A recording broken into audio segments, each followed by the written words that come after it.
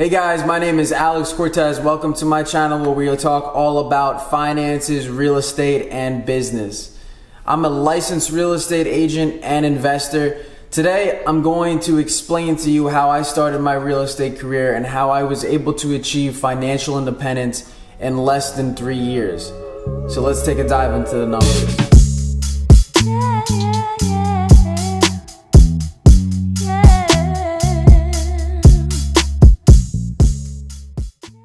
Alright, so how did I achieve financial independence in less than 3 years? It was through a strategy called house hacking. So what is house hacking? House hacking is the ability to live for free and make a profit at the same time. So that could be with a single family house renting out rooms like I did. It could be with a duplex where you live in one unit, you rent out the other, a triplex or a fourplex. Today I'm going to explain to you the way I did it in a single family home with 4 other tenants and me living there in the basement. So the first thing you have to do is go find yourself a good real estate agent, preferably one that has investment background so they can help you find the house that you want. In this case, I found myself a single family home for $250,000. And I only had to put 3% down because I was going to live in it as my primary residence. And it was my first time buying a home. So that's the beauty of house hacking. Normally, you'd have to put 20% down, 15 to 20% down for an investment property. But I could get in for as little as $7,500 on a piece of property that's worth $250,000. Then, of course, you have some closing costs, and that's going to vary depending on what state you live in. Where I was, it's about $8,000. So the total cash needed to get in was $15,500, and I could control an asset that was worth $250,000. You cannot do that any other way other than if you are going to live in the house and house hack it for the 3% down payment. So my mortgage was $1,800 a month. I had other expenses like electric bill, landscaping, maintenance. Average that $400 a month. The total was $2,200 a month, and now I had to find myself tenants to basically help me pay off what I owed. So the way I did that was I put in 4 tenants, and I lived in the 5th bedroom since this was a 5-bedroom home. The more bedrooms, obviously, the better in the situation. But I was able to rent out each one of these rooms for $1,000 a month each. And that came to a grand total of $4,000 a month.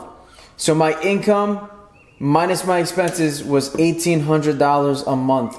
That was going into my pocket month after month, and at the end of the year, I was left with $21,600. Now, if you remember, I only put $15,000 in.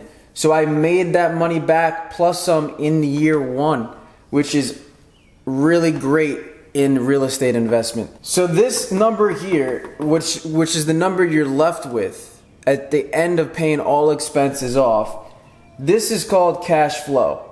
This is your short-term gains. This is what you see at the end of every month and that you get to keep in your bank account. But there's also another way that you win in real estate, and that's through something called equity. And equity is your ownership piece in that property. So it's the difference between what you owe on it and what you own in it.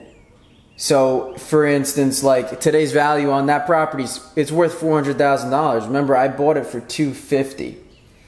Through the years, I paid down the principal and I now owe $230,000.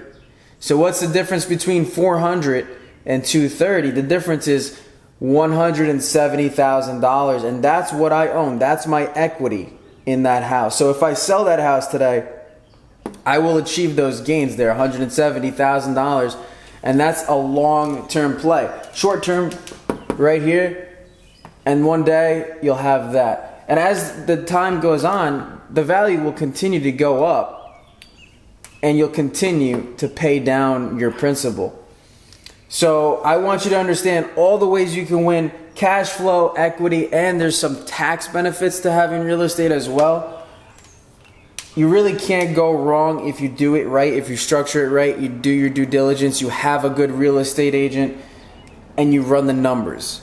So I would encourage you guys to go out there, start running numbers on deals, look at stuff on Zillow, go out there. You don't need an agent to start doing those things. Just start crunching the numbers, get into it, understand this stuff, and then you can really start your journey to achieving financial independence. So thanks for watching today, guys. I hope you got something of value from this.